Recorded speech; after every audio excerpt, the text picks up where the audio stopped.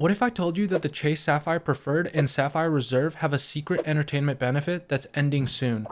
Well, in this video, I'm going to show you step by step how to get Peacock Premium for free if you have a Sapphire card.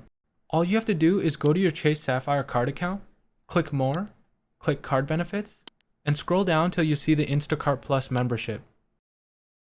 As you can see in the benefit description, the complimentary membership is only available for enrollment until July 31st.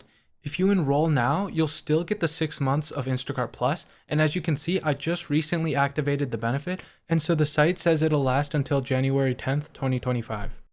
When you log into Instacart, go to your membership offers page. There, you'll see that you can redeem Peacock Premium. Now, if you don't see it here at the top, you may need to scroll down to the special offers section. Once you redeem the offer, you'll see this window where you can click Stream Now, which will bring you to your Peacock account, or if you don't have an account already, you'll be able to create a new account.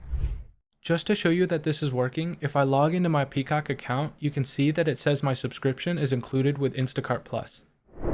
Now, there are a ton of great shows on Peacock, and it's definitely worth getting since it literally costs you $0 with this method.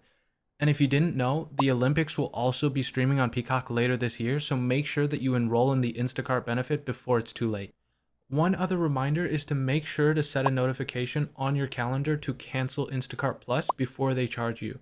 Since Instacart Plus is not a service I would use if it wasn't free, I will be canceling it in January. If you want more tips like this or are interested in credit cards and personal finance, then make sure to subscribe. I'll be posting more videos soon, and I'll be updating my Power BI dashboard that I created to track my finances, which is available for free down in the description below.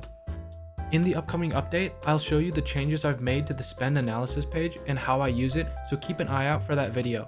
Thank you all for watching and have a nice day.